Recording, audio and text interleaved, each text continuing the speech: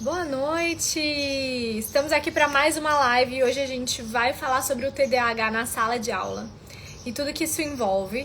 Mas antes da gente começar, eu vou colocar o tema de hoje aqui embaixo. Peraí, gente, tô colocando o tema de hoje aqui embaixo. Peraí, prontinho. Oi para todo mundo que tá entrando. Minha convidada entrou agora também.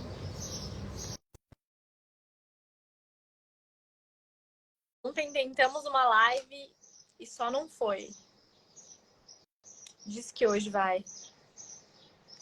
Vamos ver. Aí, entrou! E aí, gente boa, muito boa noite, tudo bem com vocês? Boa noite. Acho que eu vou precisar de. Peraí, que eu tô sem tripé, gente. Vocês estão vendo mala no fundo, assim, porque eu tô viajando. Então, Estamos, é isso. amiga. Se vira nos 30 que eu pus o celular no lixinho, sabe? Peraí, gente. Vou só caçar Eu um. tô com ele aqui apoiado aqui na perna. Tipo isso, sabe? Sexta-feira é negócio, né? Mas, gente, eu queria mostrar até onde eu tô para vocês. Deixa eu ver se eu consigo. É um lugar muito legal, Tami, que você tem que vir conhecer. A gente que é da neurociência ama. É um lugar da neurocientista Inês Coso. Ela acaba de inaugurar, chama Espaço Ágora. Pensa assim, num espaço que te estimula, cada cantinho do espaço te estimula, te leva para outro lugar, te faz relaxar. É assim, uma experiência neurocientífica na sua hospedagem. Estou simplesmente amando. Mais vários vídeos aí pra gente conhecer. Vou Eu fazer. não sabia. Eu não sabia. Chá comigo. Não, é porque está inaugurando agora, ó. Essa aqui é uma partezinha do meu quarto. Vocês vão ver intimidades aqui, ó. Ah, A gente acabou de tomar um essa vinhozinho. tela. Maridão aqui deitadinho, falem oi. Tá acompanhando a live, olha lá. Então, sexta-feira é isso, né, gente? Sexta-feira é sextou e a gente tá aqui, fala com vocês mesmo quando a gente tá viajando. Vamos lá. Tá tão romântico, é só mala e roupa de.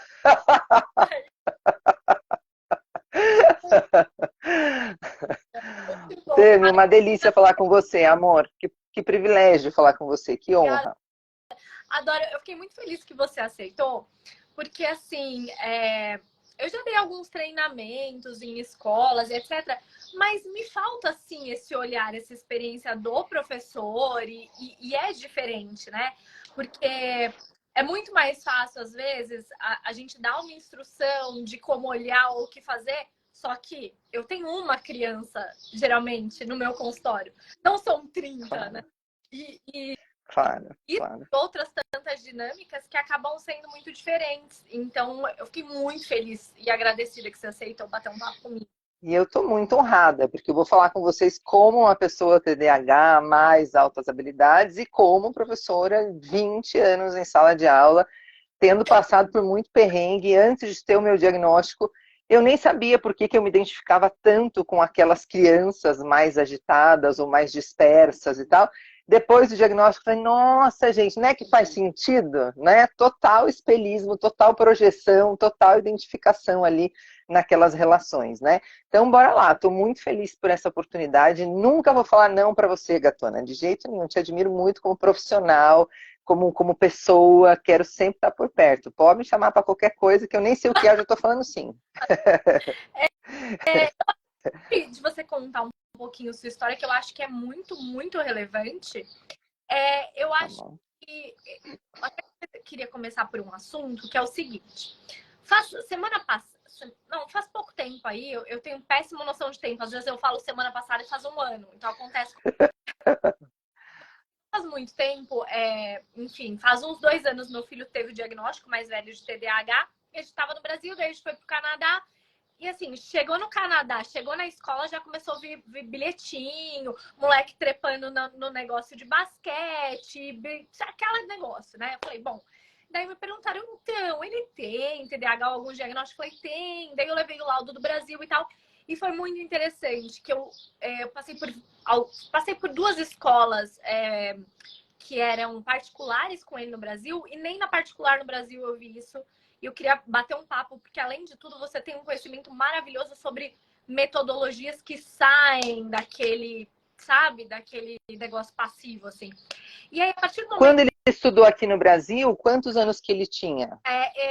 Desde sempre, daí ele fez a primeira e a segunda série, né? E aí, Tá. a escola já tinha pedido, já tinha visto que tinha alguma coisa diferente, mesmo com o diagnóstico, se manteve o método de aula para ele, tudo. A única diferença foi que, entendemos o que acontece. Aqui, Mas era uma escola do tipo tradicional? as duas eram. A segunda, eles pregam uma metodologia mais aberta, etc. Mas eu consegui ver uma coisa.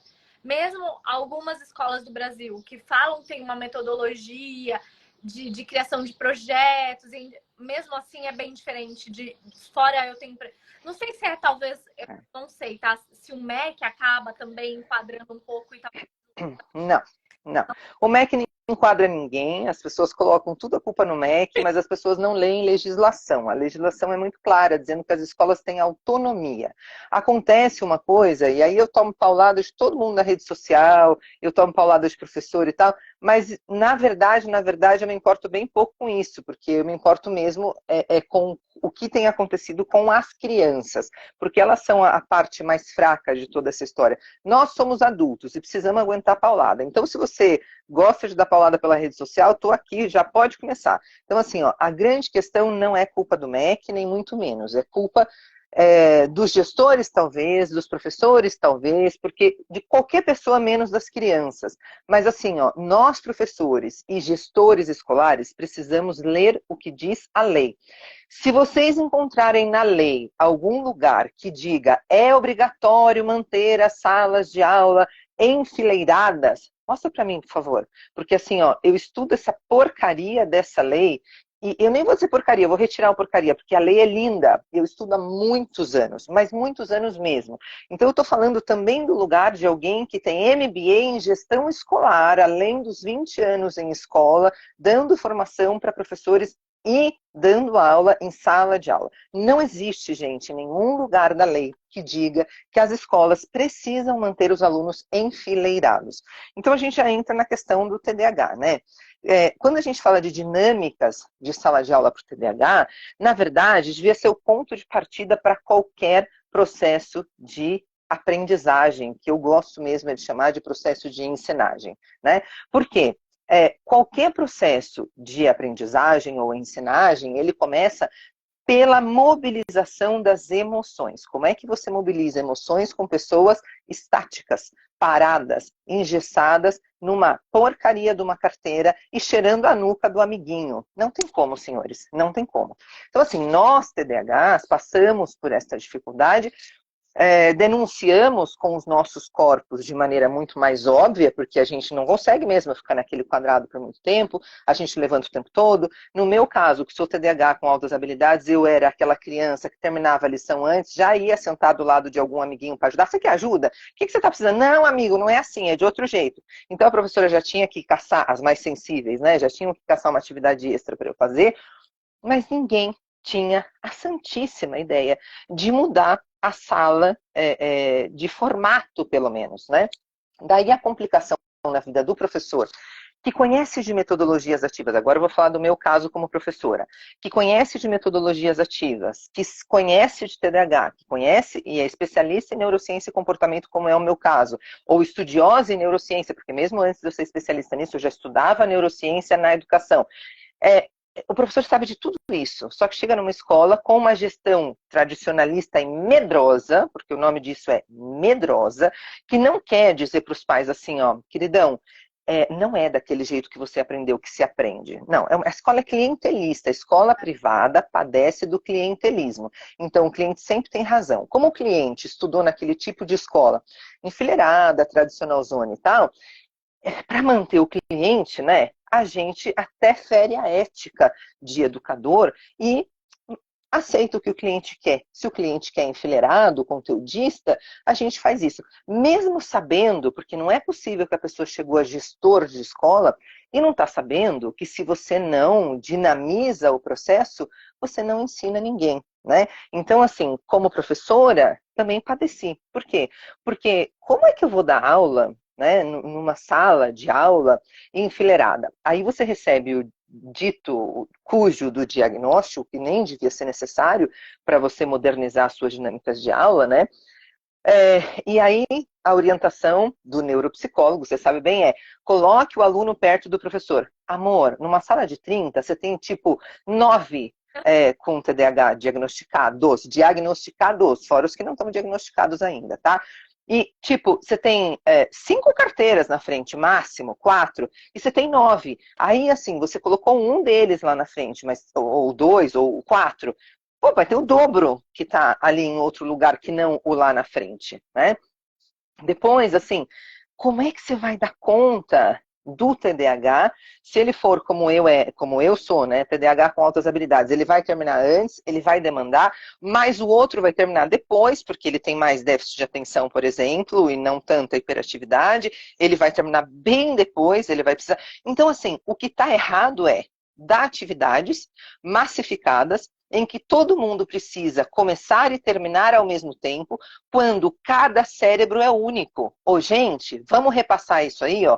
Cada cérebro é único. Então, nós, neurodiversos, nós estamos berrando isso faz muito tempo e estamos pagando uma conta muito alta para um negócio que devia ser para todos. Todos nós aprendemos num tempo, numa velocidade, de uma maneira diferente. Eu preciso, de repente, anotar, ouvir, o outro precisa desenhar, sei lá o quê. A gente precisa de vários estímulos para aprender aquele mesmo conteúdo. E sério mesmo que a gente, em 2023, ainda acha que uma educação transmissiva, com o professor ali na frente, como se fosse o grande detentor do saber, com pessoas enfileiradas que não trocam, que não conversam entre si, que não fazem contato visual nem sequer. Sério mesmo que a gente ainda está querendo acreditar que isso é educação? A verdade é que em bem poucas instituições de ensino a gente tem praticado educação, Tami. A gente tem praticado na escola privada clientelismo e na escola pública, nem sei o que te dizer, né? Mas assim, em ambas há exceções. Há escolas que estão sim entendendo que tem alguma coisa errada. Quando eu tenho quase a minha sala inteira com algum tipo de diagnóstico, tem alguma coisa errada. Quando eu não tenho frente o suficiente para botar todo mundo que foi orientado a sentar na frente, alguma coisa, estrategicamente, no que diz respeito ao espaço, eu precisava mudar. Você entra no espaço de uma sala de aula, ela é toda branca, ela é toda sem vida, ela não tem um convite para você aprender. Você viu que eu te mostrei aqui o espaço Ágora, né, da Inês Coso. Eu não sei se deu para ver detalhes, né? Mas tem uma parede aqui com Van Gogh, tem a outra parede ali com coqueiro, tem uma outra ali com com cores, com plantas, tem orquídea. Cada vasinho que a Inês pôs aqui nesse quarto tem uma mensagem neurocientífica diferente para você. Tipo, aproveite o tempo, ou desconecte, ou alguma coisa assim, sabe? E na sala de aula, amor, o que você tem? Nada. Uma parede, ó que bonitinho, ó. Música on, problemas off. Tá vendo? Isso aqui é para você botar o copo em cima. Então, tudo tá cheio de estímulos para você, tudo tá cheio de mensagem para você reprogramar o seu cérebro, o seu estar no aqui e agora desse espaço, desse momento, sabe? E na escola? E na sala de aula? Conta para mim como que é normalmente. É um negócio hospitalar, né? Você não sabe se você entrou na Fundação Casa, no hospital ou na escola, porque tem tudo a mesma cara, é tudo super impessoal. Agora, vamos imaginar assim, ó, tô falando da minha escola ideal, tá? Vamos imaginar que você entrou numa sala de aula em que os alunos ajudaram a decorar essa sala de aula. Os alunos levaram para lá a sua almofada preferida, o seu livro preferido, se é aluno de educação infantil ou não, levou o seu ursinho de pelúcia, ele levou uma foto da família. Pô, no meu escritório eu tenho a foto da minha enteada, do meu marido tem a minha foto da filha dele. A gente tem coisas personalizadas no nosso escritório, mas na escola, né, onde as nossas crianças passam 6, 8 horas, porque é uma jornada de trabalho que se passa na escola hoje também, não tem nada que diga a ela que ela pertence àquele espaço. Então, o TDAH manifesta isso, talvez, de uma maneira mais chamativa. Mas se você for olhar para todos aqueles corpos, de alguma maneira, eles estão dizendo, estou infeliz, isso aqui é um saco, eu não estou aprendendo nada.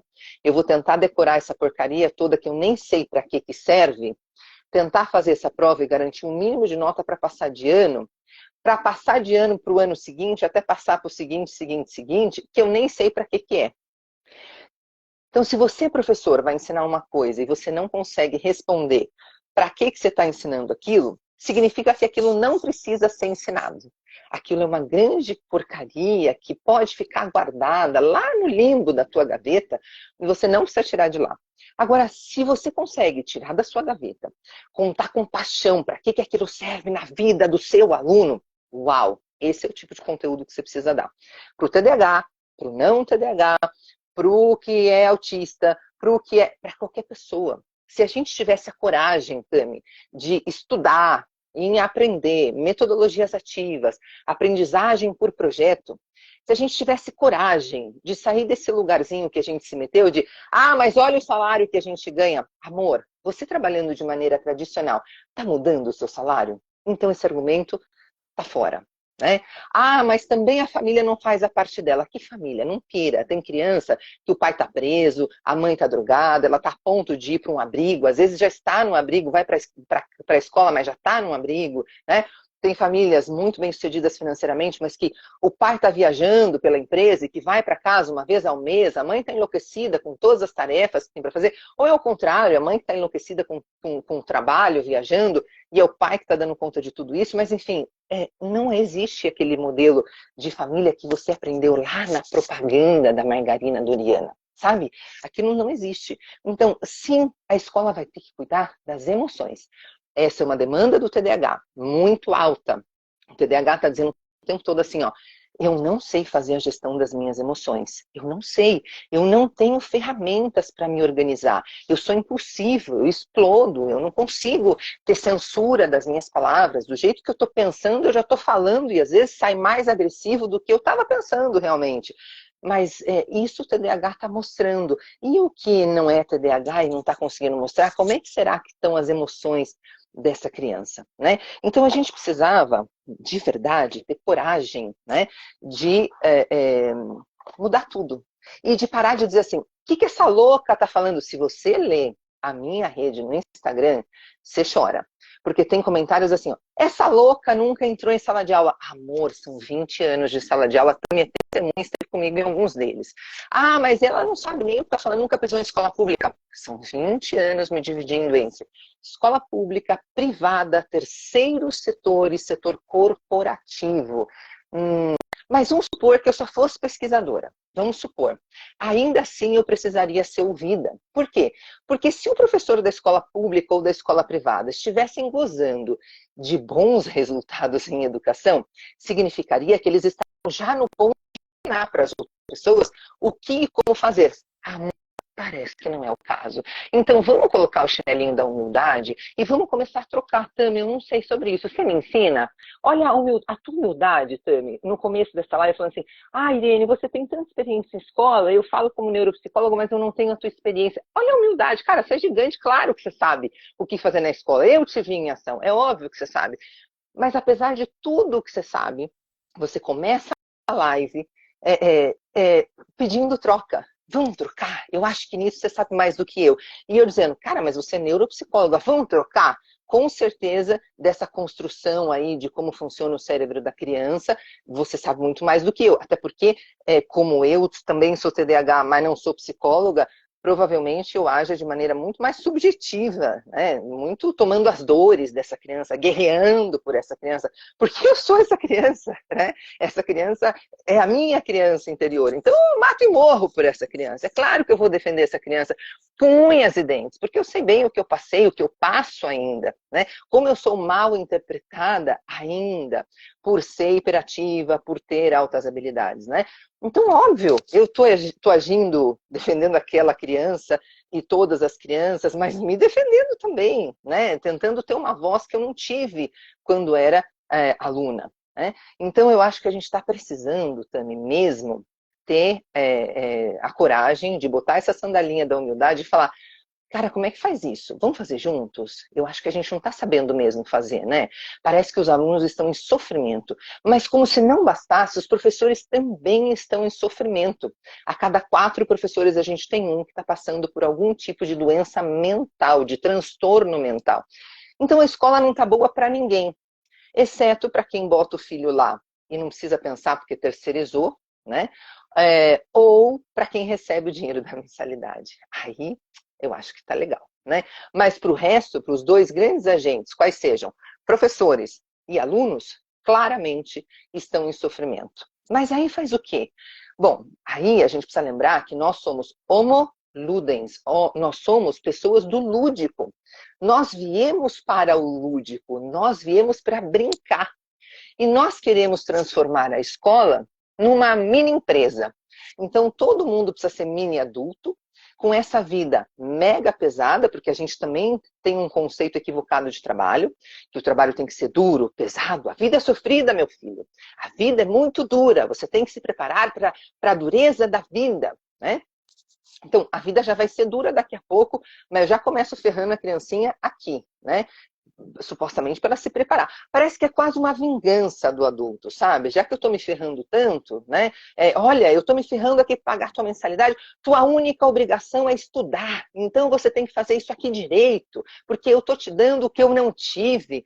Oh, meu Deus, mas me dá menos então, né? Mas não enche o meu santo saco com essa cobrança toda, pelo amor de Deus, que coisa chata, né? Então, pouca escuta para essa criança, pouca escuta para esse adolescente, uma demanda muito grande, uma exigência muito grande, em espaços em que ele experimenta pouco prazer, pouca possibilidade de aprender a fazer a gestão das emoções, de aprender a aprender, de gostar da aprendizagem. Então, a aprendizagem começa a ser o espaço... Porque seria um É, espaço para experimentar e não pode.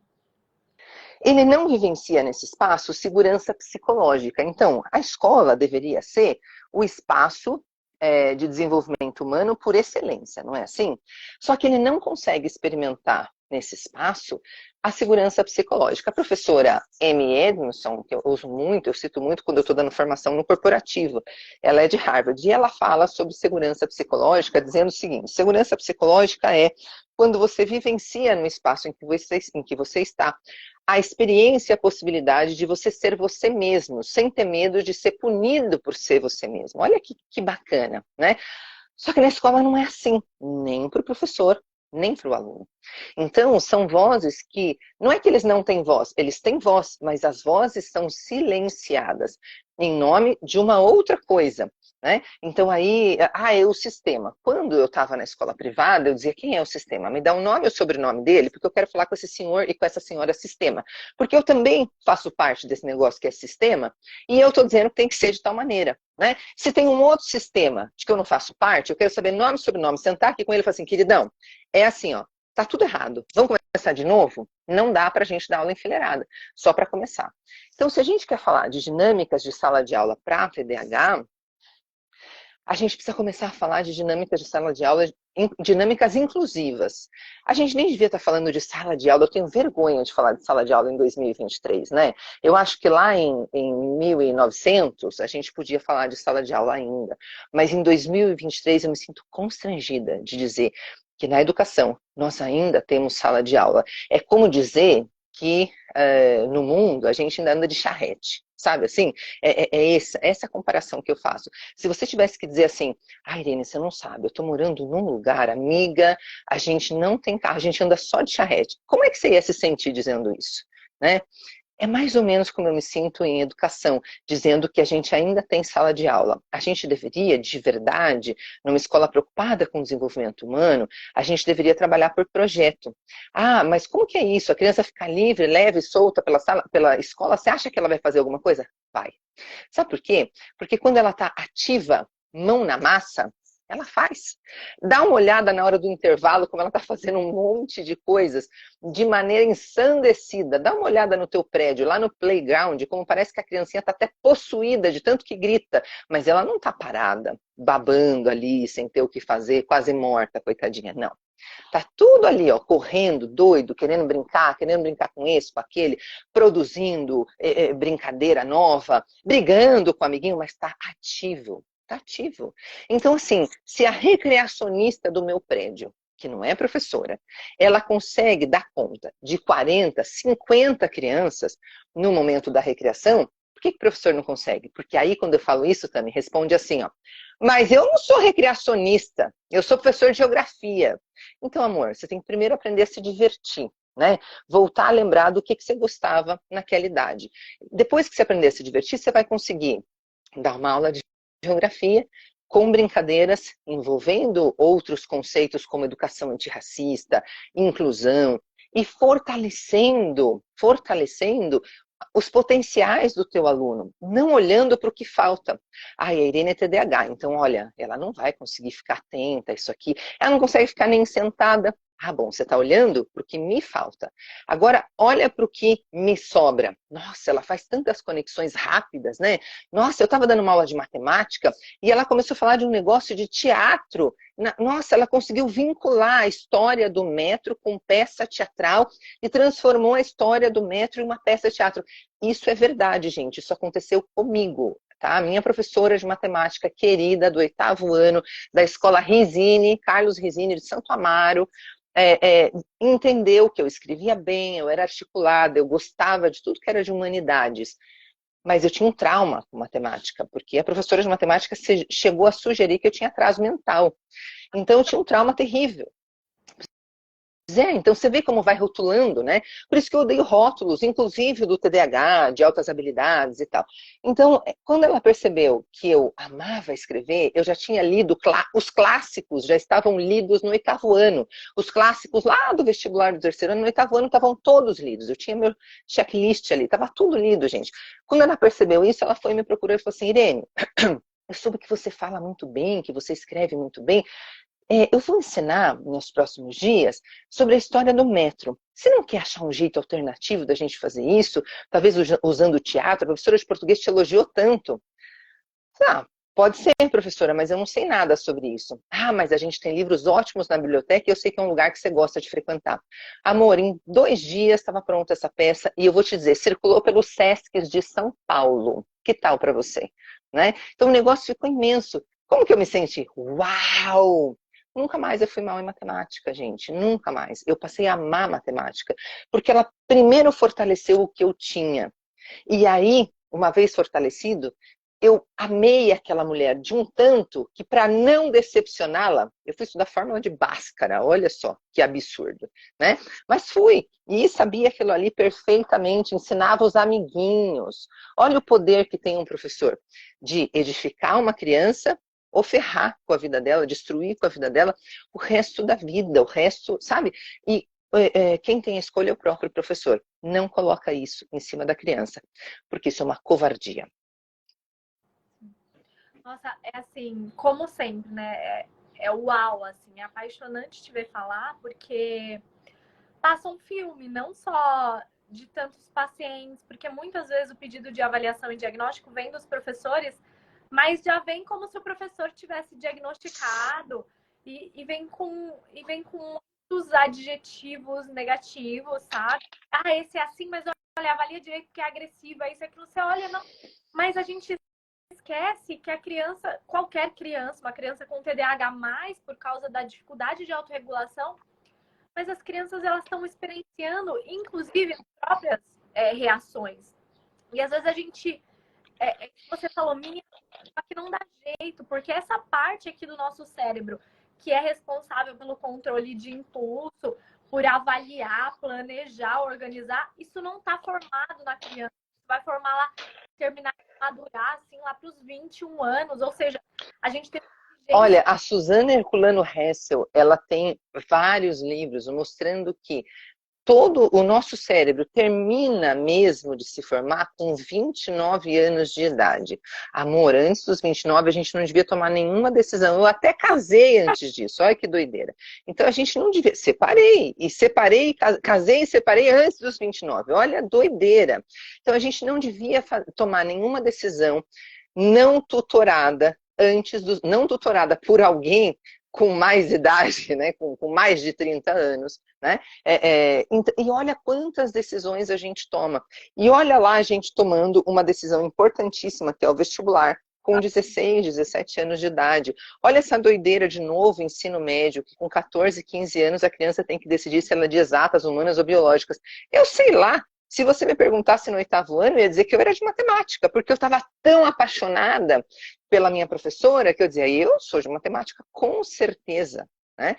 Se você me perguntasse, sei lá, no primeiro ano do ensino médio, eu ia dizer que eu era de história, porque eu estava tão revoltada, protestando e querendo revolução social e tal, e fazendo greve junto com os professores e tudo mais. Não, com certeza, eu sou de história. Então, assim, em cada época da minha vida, eu ia te dizer que eu era de uma área diferente, né? Então, que covardia a gente jogar isso nas costas das crianças, que covardia imensa, né? Então a gente precisava olhar para a educação com amorosidade, tanto com as crianças TDAH, quanto com a gente mesmo, que é professor, né? Porque se a gente tiver amorosidade com a gente vai querer ir para a escola para se divertir. Ah, eu vou me divertir com os meus alunos hoje. Não assim, ó, tocar o terror, botar medo, isso aqui vai cair na prova, hein? Ai de você, hein? Ó, tem que estudar para a prova. Que? Que é isso, gente? Não se preocupa com isso, te passo até a cola do negócio, né? Se tem que dar uma prova e ela é obrigatória, se precisar eu te passo a cola. Relaxa. Porque um cérebro estressado, ele está produzindo cortisol. Essa produção de cortisol está fazendo com que lóbulo pré-frontal, está fazendo com que hipocampo diminua, está prejudicando tudo o que é necessário para que essa criança realmente aprenda. Então, quem é que ganha ameaçando a criança desse jeito, tocando terror na criança desse jeito? Como é que você cria ambiente de aprendizagem? Externo já está uma bagaceira, né? Porque não tem uma coisa que estimule. E aí você cria o mundo interno da criança, outra bagaceira, porque aí você põe toda uma química negativa que justamente impede a aprendizagem, porque ela está totalmente intoxicada de cortisol e tudo de que ela não precisa para poder aprender. E aí você fala, essa criança tem problema de aprendizagem. Oi? Ela que tem problema de aprendizagem? Sério, você jura? Né? Então, assim, covardia, não dá para colocar outro nome, né, Tami?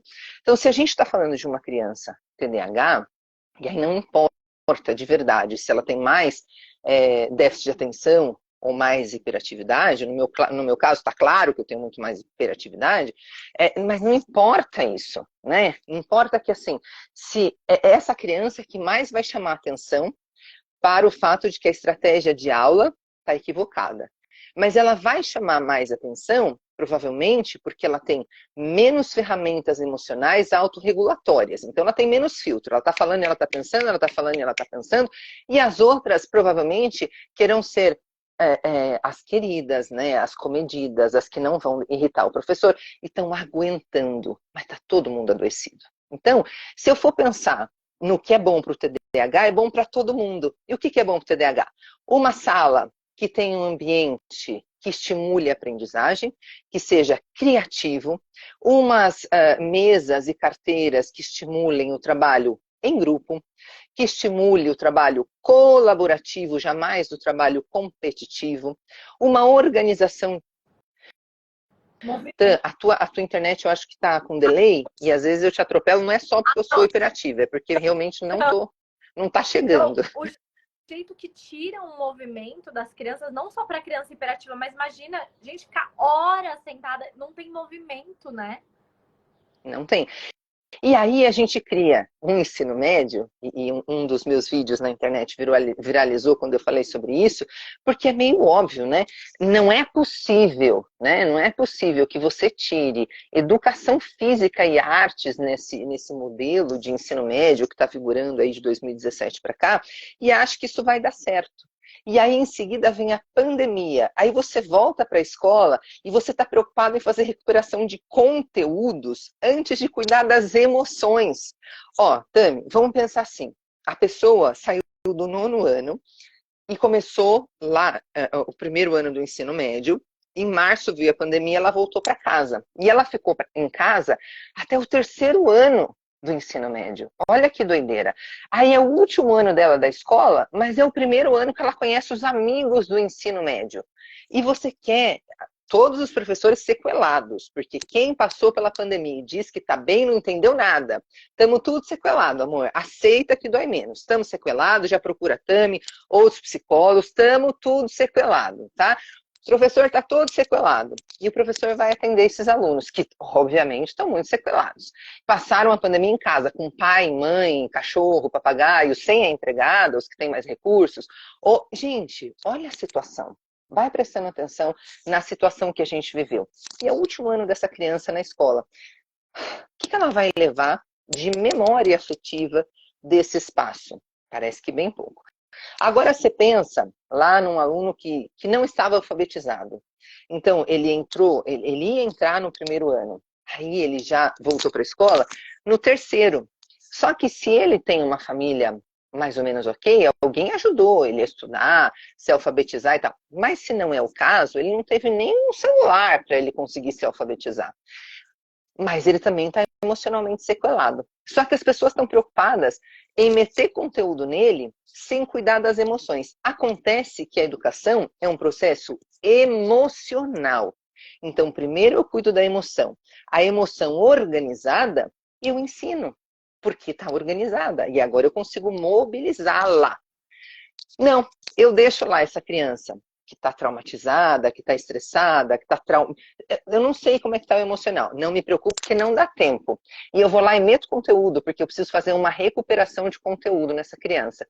Só que eu, professor, tenho uma lista de conteúdo que eu sei que eu preciso correr para dar conta, porque eu tenho uma pandemia para repor conteúdo. É uma conteudite aguda. Eu digo sempre, a escola padece de uma doença que alguém precisa achar um jeito de curar, que é a conteudite aguda. A gente deu conta até do Covid, mas a gente não dá conta da conteudite aguda.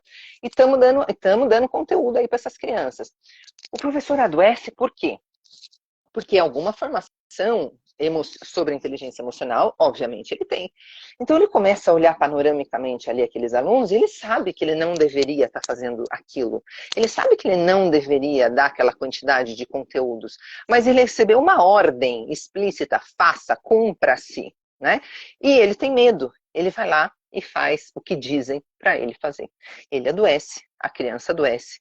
A criança não aprende, o professor começa a achar quem tem culpa da coisa. E às vezes acha de botar a culpa no pobre consultor, no caso eu, né, que vai lá tentar compartilhar com ele algum conhecimento que pode ajudar nas estratégias de ensino e aprendizagem. Né? Alguém tem que ter a culpa. Então, se eu botar a culpa em alguém de dentro, eu posso ser punido. Melhor botar a culpa em alguém de fora. Ai, gente, por favor. Então, a gente precisa construir um espaço seguro na escola. Olha como tudo está interligado, né, Tami? A gente precisa construir um espaço seguro na escola que parta da gestão, uma gestão afetiva, acolhedora, que escute o professor. A gente precisa valorizar o saber do professor, a autonomia de cátedra que ele de fato tem. Né? A gente precisa trazer, sim, as famílias para a escola para que elas recebam educação parental. Não é porque você pariu que você sabe ser mãe, amor. Ser mãe não é um negócio instintivo. Pari, opa, veio comigo um chip que baixou aqui um conteúdo e agora eu já sei ser mãe. Não, você vai precisar de ajuda, não carrega isso nas tuas costas, né? Então você traz a família para a escola, você ajuda essa família dando apoio, né, com uma educação parental condizente com o nosso século. Não é possível que a gente continue ouvindo pai e mãe dizendo que tem que bater no filho para educar. Não é possível, gente. A gente está em 2023, mas às vezes eu penso que a gente está, sei lá, em 1023, porque não é possível que a gente realmente acredite, peraí, que é batendo que a gente educa, né? E há pai e mãe que acredita nisso ainda. Então a gente precisa levar para a escola e explicar, queridão, queridona, é assim, ó, não espera o teu filho mostrar a agenda, né? Vai lá na mochila do teu filho, da tua filha, pega a agenda, vê lá o que está anotada. Ajuda essa criança a se organizar. Vale, obviamente, para a criança TDAH? Óbvio, a criança TDAH não vai te mostrar a agenda. Ela nem lembra que ela tem agenda. Deve estar tudo bagaceiro dentro da mochila. Nem lembra, tudo cheio de orelha, deve estar uma bagaceira danada. Nem lembra se a professora mandou anotar alguma coisa ou não, se tem tarefa ou não tem. Não é relevante. Entende? Ela não vai lembrar e ela não vai te dizer. E não é maldade, é porque ela não passou pelo cerebrinho dela, né? Tá no cerebrinho dela o que ela tem que fazer de legal. E mostrar agenda para você, papai e mamãe, não é legal. Então ela não vai lembrar de fazer isso. É você, pai e mãe, que precisa ser orientado, provavelmente pela escola, a abrir a mochila, pegar a agenda, dar uma folhada, ver o que é que essa criança tem que fazer. Dizer, filhinho, parece que tem uma lição aqui para fazer, vamos fazer juntos? E transformar esse vamos fazer juntos num momento prazeroso também. né? Quem sabe você em casa lembra de um jogo que você fazia que pode ajudar essa criança a entender perímetro, né? Sei lá, a criança não sabe, não entendeu ainda o que é perímetro. E aí você lembra de um jogo que você fazia, de juntar os quadradinhos lá, e você entendeu bem o que era perímetro com aquele jogo, você vai e joga aquilo com teu filho. Olha que bacana, né? Então você cura a sua criança interior, você cura todo o seu passado bagaceira, porque a gente teve uma criação horrível, vamos combinar, né? E você ainda faz com que o teu filho, a tua filha, te ajude a curar as tuas próprias feridas e com que o teu filho e a tua filha gostem de estudar, tenham prazer naquilo. E aí, quem sabe, depois de um tempo, mesmo sendo TDAH, até se lembre de te dar agenda, porque depois que te dá agenda, tem uma coisa legal, uma recompensa, que é um momento bacana e legal em família. Percebe? Mas olha só o caminho que eu fiz com vocês, ó. Eu fui lá da gestão, eu passei pelos professores, eu trouxe a família, e aí eu vou lá para a última parte dessa corrente, né? Para a última parte dessa corrente, que é a criança, né? Então eu vou ouvir essa criança. Como é que você está? Você está feliz nessa escola? Do que você mais gosta? Gente, quando eu ouço, eu tenho mentorados, desde mentorados de 50 anos do mundo corporativo, até mentoradinhos de 9 anos de idade. Estou trabalhando projeto de vida e carreira. Obviamente, não estou trabalhando carreira com mentorado de 9 anos de idade. Mas quando você ouve do mentorado de 9 anos de idade, amor, o que você mais gosta na tua escola? O horário da entrada e o intervalo. Você fala, não, tá tudo errado. Tá tudo errado. Por que você gosta do horário da entrada? Ah, porque quando eu chego mais cedo, eu posso brincar de bafo com meus amigos. Ah, adoro brincar de bafo, professora. Mas durante o dia não dá, não? Não dá, porque aí tem que ficar sentado uma aula atrás da outra, a gente não brinca mais. Essa criança é uma criança real, de 9 anos de idade que eu tô atendendo, tá, Tami? Eu falo, ah, legal. E por que você gosta tanto do intervalo? Ah, porque é muito legal. Dá pra gente brincar no parque. Ué, mas você não tem mais horário de parque? Não, na minha série não tem mais. Com 9 anos de idade, você já não dá parque para criança. Oi? Não dá parque mais para criança, né? Porque agora, meu filho, a vida é séria. Estou te preparando para o futuro. Ô, gente, se sou criança, eu não quero também viver esse futuro, não. Que futuro mais chato é esse? Que você não pode ter um parque, você não pode ter uma educação física, você não pode ter uma aula de arte, você não pode ter uma vida legal. Que chato ser adulto. Eu quero mais é ser Peter Pan mesmo. Aí a gente sai correndo e procura neuropsicóloga, por quê? Porque, ai, meu filho não quer crescer, não tem maturidade. Amor, ser adulto, ele olha pra você e fala assim, que horror, eu não quero chegar nisso aí não, eu quero ser criança pra sempre. É ou não é, Tami? Nossa, é isso. E o quanto cresceu pessoas, assim, entre os 19 e os 23, com um comportamento e até um tipo de pensamento mais regredido, muito parecido com os 15. E é toda essa mensagem que você está falando. É Claro. exatamente isso. Quando eu atendo as famílias, eu digo para os pais, eu pergunto para a criança na frente dos pais assim, o que você acha que o teu papai ou tua mamãe faz? Ah, é um trabalho muito duro, não sei o que é não, mas eu sei que é bem difícil. Mas o que ele está fazendo assim de trabalho? Não sei, mas ele não tem tempo para nada, chega tarde, tem que pagar os boletos. Oh. Pô, que saco, né, gente? Que saco ser adulto. Então, a gente tem uma geração de crianças infantis e responsáveis. Sim, porque se ser adulto, maduro e responsável é isso, eu me recuso, né? Então, o que a gente precisa fazer? Transformar a nossa vida de adulto em algo interessante, né? Então, falar para o filho, eu sou... Gente, outro dia, eu e meu marido estávamos no mercado e passando a compra, a caixa do mercado era tão querida, e foi conversando com a gente sobre o dia, nem lembro direito o assunto, mas assim, já despertou um carinho por aquela mulher, do nada, sei lá quem é aquela mulher. De repente, a gente estava terminando de empacotar a compra, vem um senhorzinho com Ferrero Rocher, uma caixinha de Ferrero Rocher, entregou para ela e falou assim, obrigada, viu, minha filha? Falei, cara, ela é caixa de supermercado. Normalmente, caixa de supermercado é visto como subemprego. Aquela mulher, quando ela senta ali, ela fala, eu vou mudar a vida dessas pessoas. Quem chegar aqui vai sair melhor quando passar aqui por esse caixa. Então, ela não vai dizer para o filho dela assim, eu tô lá sentada passando compra de mercado e recebendo dinheiro dos outros. Ela vai dizer assim, o meu trabalho, meu filho, é mudar a vida das pessoas.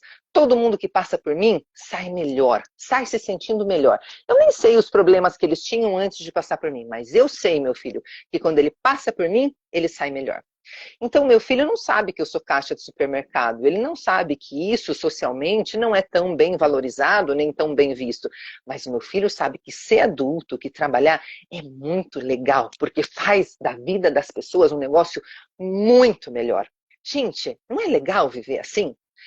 Agora, você vê as pesquisas, né, Tami? Quase a previsão é de que a gente, nos próximos 5 anos, já tenha pouquíssimos professores no mercado, porque os jovens querem ser qualquer coisa na vida menos professor. Isso é um sintoma grave. Por quê? Porque o professor não está inspirando. Não é só uma questão financeira, veja bem. É porque o professor não está inspirando. E não está inspirando por quê? Porque insiste o tempo todo nessa coisa do salário. Amor, você não foi enganado. Quando você decidiu ser professor, você não se imaginava saindo de casa com uma Ferrari ou colecionando Lamborghinis igual o Neymar. Você não estava imaginando isso de verdade, né, querido? Então, assim, muda de tema, né? Se arruma, fica legal, mostra uma aparência bem cuidada para o teu aluno, porque assim, ó, ele está olhando para você e o neurônio espelho dele está aprendendo o que, que é a vida e o que, que não é. O que, que é ser adulto e o que, que não é. O que, que é ser de tal profissão ou de outra. É ou não é, Tami? E aí ele olha para você e fala assim, eu, hein, qualquer coisa menos professor. Meu professor só reclama, chega com uma cara de bagaceira, só reclama do salário e fala de aposentadoria, qualquer coisa menos ser professor. É assim ou não, amor? Exatamente. E essa capacidade da gente fazer o que a gente pode, né? Porque senão fica um olhar sempre quando o governo, quando o aluno, quando a escola. Tá bom, legal, é ótimo e tudo isso precisa mexer e mudar e tá bom. Mas e aí? E hoje? O que dá para eu fazer hoje para o meu dia ser melhor? É o que você falou da caixa, para o meu dia ser melhor, para o dia do outro. Porque quando a gente sai de casa assim, desse jeito bagaceira, não é só o dia do outro, é o nosso dia. É o nosso. É isso mesmo. É, a todo tempo reagindo não à realidade, mas à nossa interpretação da realidade. E isso a gente tem controle. Não tanto, mas É isso. e esse controle. Olha, eu morei, eu já falei aqui, quem me segue já sabe, né? Eu sempre falo que eu tive uma família bem disfuncional, morei em um monte de casas. E na adolescência eu morei um tempo com os tios. E a gente tinha, na casa desses tios, a Anaílse. A Anaílse era empregada doméstica. E ela veio da Bahia. Ela morava perto da nossa casa, não morava com a gente, mas ela estava lá todo dia. O meu tio era juiz do trabalho. A minha tia era advogada. A Anaílse era empregada doméstica. A minha prima foi crescendo. Ela tinha 4, 5 aninhos de idade e começaram com essa pergunta idiota, né, que fazem para toda criança. Eu fico emputecida com isso, que é o que você vai ser quando crescer? Meu amor, essa criança já é um monte de coisa, por que você não dá uma olhada no que ela é? Mas tá, esse é outro capítulo. Aí começaram a perguntar para minha prima, o que você vai ser quando crescer? Sabe o que ela dizia? Eu vou ser igual a Anaílse. Era o terror da família, né? Como assim? Né? O pai é juiz, a mãe é advogada, a criança está dizendo que vai ser empregada doméstica? Sim, porque a Anaílse era a pessoa feliz da casa. A Anaílse era engraçada, era divertida, tinha uma energia boa, era do nutrir, sabe? Eu era tão magrinha, gente, não é mais o caso, mas eu era tão magrinha, que Nailson me olhava assim, a gente tem que dar de comer para essa menina. Nailson me dava de comer de hora em hora, praticamente, sabe? Então, era a do amor. E ela dava conta de arrumar a casa inteira, e ela dava conta de brincar com a gente, ela dava conta de tudo. Ela era feliz. Então, a minha prima, com 5 aninhos de idade, o sonho dela era ser igual a Nailce. Você vê que a criança não tem as censuras do adulto. A criança não tem a coisa do status social. Ai, mas dá muito mais dinheiro o status social ser juiz. Não, ela tem a coisa do quem é feliz. O meu pai é juiz, está sempre enfiado no escritório, com a cara enfiada nos livros. A minha mãe é advogada, um pouco do mesmo. Quem é que tem tempo para se divertir com a gente? É a Anaílse. Então, quando eu crescer, eu vou ser igual a ela. Porque eu vou querer fazer a diferença na vida das pessoas. Eu vou querer ser amor na vida das pessoas. Então, tem aquela frase do Jung, que você sabe falar melhor do que eu, né? Quando você encontrar uma alma humana, seja apenas uma alma humana. E eu acho que isso vale para TDAH, isso vale para autismo, isso vale para altas habilidades, isso vale para neurotípicos, isso vale para ser humano. né? Eu sempre digo isso, não é possível que a gente entre em escolas e encontre lá na parede da recepção, oferecemos uma educação humanizada. Ué, mas eu não entrei no veterinário, amor, né? Seria de se espantar se eu entrasse no veterinário e tivesse escrito, oferecemos uma educação humanizada para os teus gatos, né? Você vai deixar o gato aqui no hotelzinho, nós vamos oferecer uma educação humanizada para os teus gatos. Poxa, o mínimo que eu posso esperar de uma escola é que ofereça para o meu filho uma educação humanizada. Isso não pode ser diferencial, ou a gente está cagando em absolutamente tudo, né, amiguinhos? Vamos começar tudo de novo, que está tudo cagado. Não faz o menor sentido a gente dizer que oferece educação humanizada. A gente precisa oferecer amor, uma educação amorosa, um encontro de almas, que não rotule. Olha, tem gente botando gargalhada. Ai, que horror, né, gente? A Tami é tão fina e eu vim aqui, ó, avacalhar a rede dela. Que horror, né? Não mandei convidar, tá aí. Convida essa gente que não fala direito, olha aí o que acontece. Você sabe que as pessoas vão lá na minha rede também dizer, olha só como ela fala. Como pode isso ser uma profissional, né? Vem corrigir porque eu falo cerebrinho. Amor, cerebrinho tá lá na língua, viu? Eu sou formada em filosofia, eu sou formada em letras, FEFELESH, USP. Eu sei o que eu tô falando, eu posso falar cerebrinho também. As pessoas aí não podem falar palavrão, eu falo o que eu quiser, a boca é minha, eu falo o que eu quiser, gente. Eu me valho de que eu sou TDAH. TDAH não tem censura. Ai, graças a Deus, que bom, né? Se eu fosse vocês, eu virava TDAH também para não ter censura e ser quem vocês querem ser. Eu não vou ser o que vocês querem que eu seja. Eu sou isso aqui, ó. Gostou, leva, não gostou, segue outra rede. Mas não da Tami, viu? Continua na rede dela, que sou eu que sou a visitante hoje. Você fica tudo aí, viu? Você sabe que é tão bonito, porque quando a gente fala de aprendizagem como um todo, uma coisa que eu queria que vocês entendessem é que a gente tem transtornos de aprendizagem. O TDAH não entra dentro deles, tá? Mas, por exemplo, descalculia, dislexia e outros tantos. E a gente tem dificuldade de aprendizagem. Só que presta atenção. Vou tentar explicar de uma forma muito simples. Não é só isso, tá? Mas eu vou tentar simplificar o seguinte. Vamos pensar que os transtornos são uma coisa de dentro para fora, né? Tem a ver com a formação do nosso cérebro, desenvolvimento. E eu tô resumindo muito, tá? Não é tão simples assim, mas as dificuldades, vamos pensar que é algo de fora para dentro. O que é dificuldade de aprendizagem? A criança ela vai ter literalmente dificuldade de aprender, mas não é porque ela tem um transtorno, um problema no cérebro, não. O que vai influenciar aí? Problemas em casa. Ela não se adaptou com a metodologia da escola. Ela não vai com a cara da professora. Ou ela não está se alimentando ou dormindo direito. Ou ela está sofrendo bullying. Ou, entendeu? Um monte de coisa. Só que os problemas de aprendizagem que a gente tem, em grande maioria, são pelas dificuldades de aprendizagem, que são essas coisas de fora para dentro, e não dos transtornos. A gente tem uma parcela, sim, da população com transtornos, mas não é maioria. Só que, mesmo assim, a gente tem muitas crianças com dificuldade de aprender. Não estão conseguindo aprender, não estão conseguindo reter e, mais do que isso, aplicar aquela informação. Até porque tem muita informação que a gente recebe que nem se aplica, que é o que a Irene falou, né?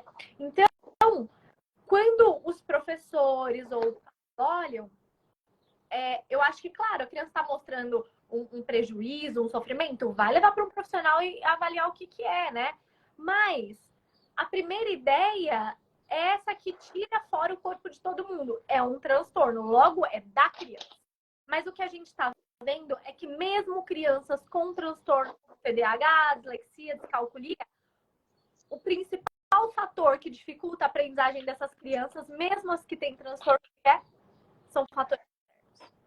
Mesmo as que têm transtorno, presta atenção, o que mais dificulta a aprendizagem delas são os fatores externos. É a metodologia, é o professor, são os colegas de sala, é o que está acontecendo em casa ou no mundo. Então, se a gente conseguisse manejar ou melhorar essas dificuldades, esses fatores externos, poxa, eu vou falar que melhoraria. Eu não mas muito. Para as crianças que têm, quanto para as que não têm transtorno. Tami, como a gente está padecendo de uma falta de potencial interpretativo, quando as pessoas ouvem a minha fala, elas já começam a me avacalhar sem entender o que eu estou falando. Então, eu vou tentar explicar aqui com calma hoje. Eu não sei se eu vou dar conta, porque de repente me sobe um sangue, me baixa um espírito doido aqui, eu já começo a me alterar. Mas eu vou tentar explicar de maneira um pouco calma. Vou tentar. Estou respirando aqui enquanto você está falando, para ver se eu dou conta de explicar sem me alterar dessa vez. Então, vamos lá. Olha só. Quem é o adulto da relação? Somos nós. Então, são os pais, são os professores.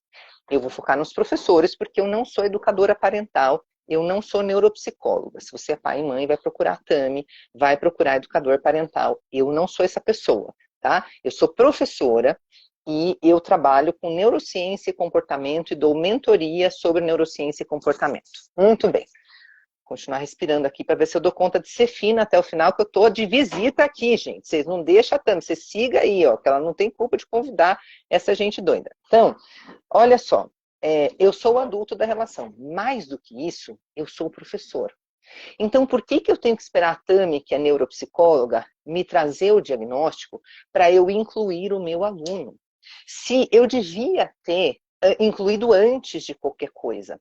Ai, mas precisa do diagnóstico. Surta tudo surtado lá no meu canal. Precisa do diagnóstico para garantir direitos. Amor, lê a lei. A lei é clara.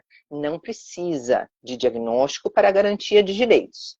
Mas precisa mesmo, é bacana ter um diagnóstico, porque olha só, se você tem recursos, se você pode contar com uma profissional como a Tami, que é neuropsicóloga, ela vai te dizer quais são os potenciais do seu filho, né? Quais são as dificuldades e o suporte que o teu filho precisa. Eu gosto da palavra suporte mais do que dificuldade. Ela vai te dizer, o teu filho é TDAH, ele precisa de suporte, ele precisa ser entendido quando ele explodir.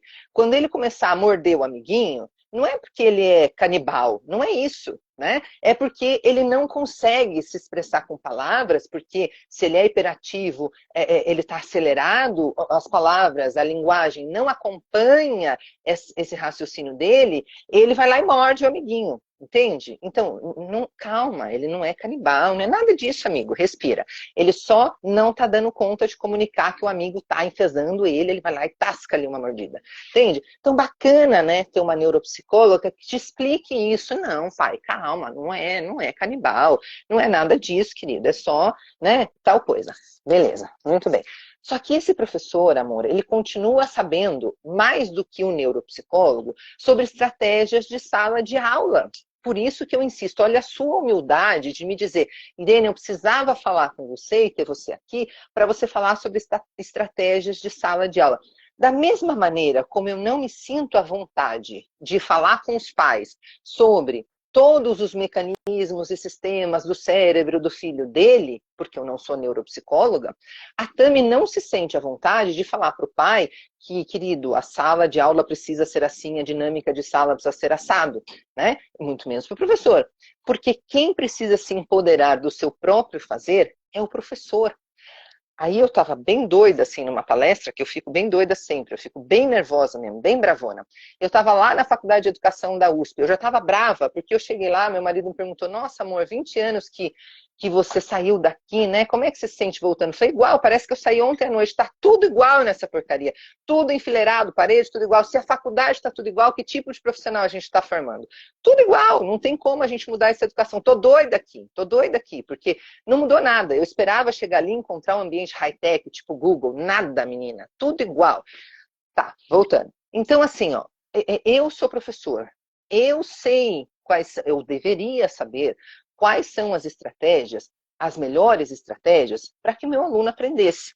Então, eu deveria ter vergonha de falar de dificuldade de aprendizagem, porque a dificuldade é de ensinagem, senhores. A hora que a gente tiver vergonha na cara, a gente vai assumir que a dificuldade é de ensinagem. Bota fogo aí mesmo, gente. Estou gostando dos foguinhos que vocês estão botando aí. É dificuldade de ensinagem. Vamos ter vergonha nessa cara e vamos assumir que a gente não sabe fazer de outro jeito. A gente só sabe sobre educação transmissiva, a gente fica lá no meio da sala, se achando detentor do saber, esquecendo que tem um monte de youtuber muito mais legal que a gente. Olha, eu não me recuso a dar aula depois que eu conheci o Noslen, eu me recuso a dar aula de português, por exemplo. Já conheceram o professor Noslen? É uma sumidade, gente. O cara, Eu tenho os meus mentorados que pedem para eu tirar dúvida de português. Eu falo, não, gente, assiste esse vídeo aqui do Noslen primeiro. Porque eu adoro assistir o Noslen. Eu sou professora de português, de espanhol, bacharel, licenciatura plena em português e espanhol. Eu olho os vídeos do Noslen e falo, nunca faria isso. Ele faz até funk para criança saber regra de acentuação. Sei lá, me ver fazendo um funk para criança saber regra de acentuação? Óbvio que não, gente. Ele é um youtuber, ele tem milhões de seguidores na rede. Ele é 1000 vezes melhor do que eu. Eu vou competir com homem? Eu não, eu trago homem aqui para ajudar na minha aula. Você entendeu? Eu não sou a detentora do saber. O máximo que eu posso fazer, Tami, é a curadoria de quais são os melhores youtubers para a criança aprender português e espanhol. Mas sai desse lugar de achar que é você que sabe a gramática. Você é o próprio Wise agora, o próprio Bechara agora. Sai desse lugar, menino. Baixa essa bola aí que você não está com essa bola toda, sabe? Então, eu preciso saber disso e eu preciso usar outra estratégia. Por que que mesmo eu botando o Noslen ali, eu tenho alunos do Rio Branco, do Band, do Porto Seguro, os maiores colégios de São Paulo são meus alunos, meus mentorados, meus pequenininhos. Eu tenho um do Band que já é meu filho, a gente divide a maternidade. Cláudio, se você tá aí, beijo, amor, é a mãe dele. Gente, 5 anos que o menino tá comigo. E o que que eu faço? Já que o Noslen faz um negócio tão melhor do que eu, que é explicar gramática com funk, com dancinha, com os negócios que eu jamais faria, eu uso esse tempo que eu tenho com o filho da Cláudia, com o Luca, para eu empoderá-lo emocionalmente. Então, eu vou usar esse tempo para falar, você é bom, cara, olha isso aqui que você fez, olha esse exercício que você conseguiu resolver, isso aqui é de vestibular, você tá mandando bem, não sei o quê, olha esse negócio, esse resultado do esporte. Eu preciso empoderar esse menino, porque ele está num colégio médio. A mãe dele é maravilhosa, quer que ele saia de lá também, mas o moleque encasquetou que tem que ficar lá. Bom, outro capítulo. Mas eu vou aproveitar esse encontro com ele para eu fazer ali a curadoria de quem são os caras fodões do YouTube que fazem umas coisas que eu jamais faria e que vão ajudar na aprendizagem de gramática do meu menino. Eu faço uma revisão geral ali, a minha maneira daquele conteúdo. Pronto, ele aprendeu com várias linguagens aquilo. Você entendeu? E eu aproveitei o encontro para eu expandir aquela mente, para eu expandir aquele potencial, para eu trabalhar coisas que o Noslen no online não pode fazer. Mas o Noslen pode fazer um monte de coisa melhor que eu. Então, em vez de eu ficar lá, nunca entrou em sala de aula, invalidando o Noslen, porque ele está no digital. Então, eu sou besta, eu trago ele para mim, vem trabalhar aqui junto comigo. Então, a hora que a gente parar de competir e a gente começar a trabalhar de maneira colaborativa, todo mundo ganha. Né? Ganha o TDAH, ganha altas habilidades, ganha o professor, ganha a escola inteira. Mas a gente precisa ter a coragem de fazer isso. A gente precisa ter a coragem de fazer isso. E de encarar que o que a gente tem não é, eu vou insistir nisso, tá? Eu vou insistir nisso. A gente não tem dificuldade de aprendizagem. Vai lá na minha rede, você vai ver que estão descendo o pau em mim, porque tem um vídeo que eu falo assim, ó, peguem todos os seus livros que falam de dificuldade de aprendizagem, rasga tudo, porque aluno tem dificuldade de ensinagem. É problema do adulto se o aluno não está aprendendo. Ele não está aprendendo desse jeito, é uma questão de honra. Vai lá e acha um outro jeito para ele aprender, porque você é o poderoso educador. Você é o poderoso educador. Não é de conteúdo, é de estratégia de ensino. Você é poderoso e não está sabendo. Você está achando que a tua função é transmitir conhecimento, que o YouTube faz muito melhor que você, eu insisto. Tem que ter essa humildade. Então, a tua função, de verdade, é inovar nas estratégias. Quais são as profissões e os profissionais que serão substituídos? Aqueles que estão robotizados, trabalhando de maneira automatizada. Até a Alexa faria melhor do que você. Então, amor, melhora a sua estratégia. Né? Porque se eu chegar para a Alexa e perguntar, Alexa, o que é uma oração coordenada? Ela vai dizer. Né? Então, eu não preciso de você. A Alexa me diz. Para que eu preciso de você? Para você fazer a curadoria dos conteúdos da internet, para você mudar a estratégia das coisas no encontro presencial de sala de aula. Para isso que eu preciso. Olha, o povo dá risada, depois vai lá e acaba comigo na internet, gente. Não briga com a Tami, que ela não tem culpa. Então é isso. A dificuldade é de ensinagem. A dificuldade não é de aprendizagem. A hora que a gente pegar esse tema e disser, é questão de honra, essa pessoa que vai aprender. Eu quero ver se sai sem aprender. Eu consegui, numa grande escola de São Paulo, eu recebi uma aluna com Implante coclear, é isso, né, Tami? E você sabe o impacto que tem isso na aprendizagem. E eu dava aula de espanhol naquela escola. E eu não tinha falado nem bom dia, e a menina chega lá, na minha... Tinha até palquinho para subir, para você ver se não era uma escola tradicional. A menina chega lá no palquinho e fala assim, professora, eu preciso te falar, eu tenho implante coclear, eu não vou assistir sua aula. Eu falei, mas o que tem a ver uma coisa com a outra? Não, porque eu não posso aprender língua estrangeira. Eu falei, mas onde está escrito isso? Não, eu nunca tive aula de língua estrangeira porque eu tenho implante coclear. Eu falei, minha menina, você não está me ouvindo aqui? Tô. Falei, e por que você não vai aprender espanhol comigo, então, se você está me ouvindo aqui e tem um implante? Você... Não, mas é que os professores viram de costas na hora da aula e eu tenho que ler lábio e eu não consigo. Eu falei, amor, eu não vou virar de costas nunca, minha bunda é imensa. Você não precisa ficar olhando para ela, você vai olhar para minha cara. Fica tranquila que vai dar tudo certo, viu? Senta lá que nós vamos trabalhar juntinhas. Mas e na prova? Eu não posso fazer prova. Você pode fazer prova sim. Eu vou resumir para você. Faz pelo menos, vamos lá, 7 anos que eu dei aula para essa menina, ela voltou a ser minha aluna agora. Olha que gostoso. Significa o quê? Que eu acho que eu fiz um bom papel, né? Porque ela destravou. A mãe veio chorando me agradecer. Falei, amor, estou fazendo meu trabalho. É uma questão de honra. Ela vai aprender, sim. Como é que uma aluna chega para mim e diz que não vai aprender espanhol? Vai, por mis santos cojones que vai. Como? Que vai passar por mim e não vai aprender um negócio que eu amo, que é a língua espanhola? Vai aprender, sim.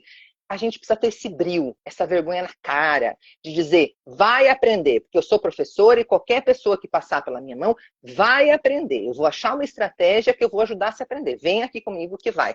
Mas a gente não tem esse brio. A gente se acomoda e fala assim, ah, não, você não viu? A neuro... Hã? Até por ignorância. Isso nas faculdades de letras ou de pedagogia, ou faculdades específicas, faculdades, graduações que vão treinar esse professor. Essas estratégias diferentes, conhecimentos de neuro, isso, claro que varia de grade para grade, mas isso está incluso nessas grades ou não? Esses profissionais geralmente têm que aprender depois. Como que é? Amor, na Universidade de São Paulo, você não é... Eu vou falar da Universidade de São Paulo, que é a minha casa, para onde eu nem voltei. Eu só volto agora como formadora, enfim, para dar palestra, fazer workshop.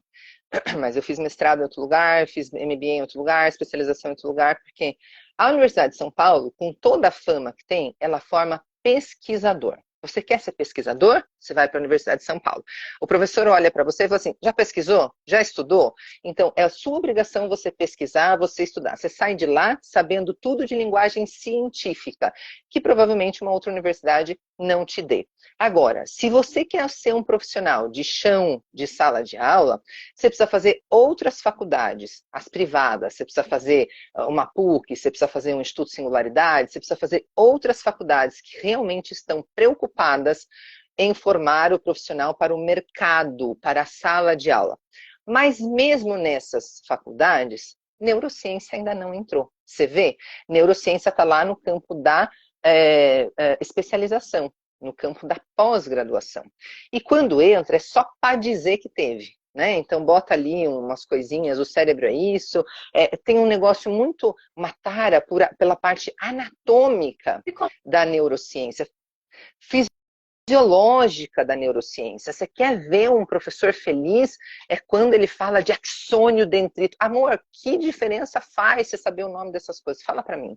Nenhuma. Você precisa saber como é que funciona esse cérebro lá dentro da sala de aula. Você precisa conscientizar o teu professor de que esse cérebro parado aí, tendo uma aula transmissiva, ele não está absorvendo nada. Né? Ele está ali na mesma frequência que estaria assistindo sessão da tarde, se fosse o caso, que ninguém nem liga a televisão mais, né? Olha como eu tô velhinha, mas assistindo videozinho de YouTube, vamos por assim, tá? Então, se você conseguir conscientizar o professor disso, puxa vida, você já mudou a vida de um monte de gente com um conhecimentozinho básico de neurociência. Se o professor, não importa de que matéria, conseguir chegar em sala, e eu desafio vocês a isso. Se o professor conseguir chegar em sala e falar para o aluno a importância do ciclo circadiano, do ciclo do sono para a aprendizagem, que você só consolida a memória, só consolida aquilo que você aprendeu se você dormir bem, senão todo aquele trabalho que você teve foi para o ralo, se o professor conseguir explicar isso, eu garanto para você que esse aluno vai ter muito mais consciência e vai mudar a rotina dele.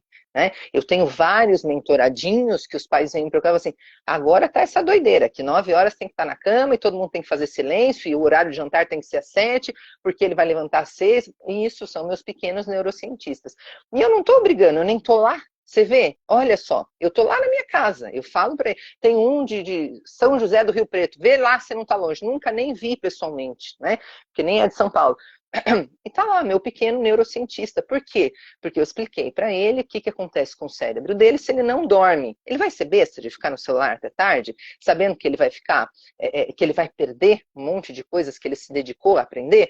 Não vai, né? Então ele vai lá se preocupar realmente em dormir no horário que ele precisa dormir. É isso.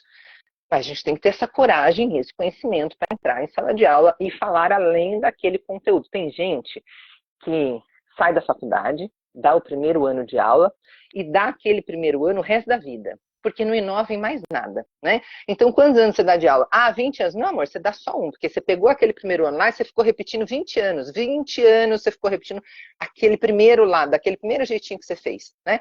O professor que tem as folhinhas até meio amarelas, porque se recusa a usar tecnologia, tem as folhinhas lá amarelas, lá de quando, né? Enfim, é isso que acontece.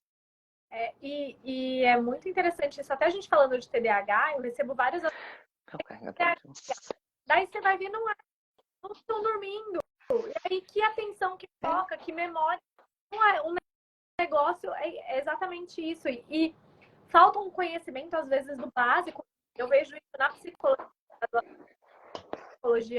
Não preparam. Aula de neuro é anatomia, essa área é isso, essa área é aquilo. E assim, muitos psicólogos, e eu acho que na pedagogia, em letras, é a mesma coisa. Como que eu atuo com comportamento humano, como que eu atuo com aprendizagem sem entender o cérebro?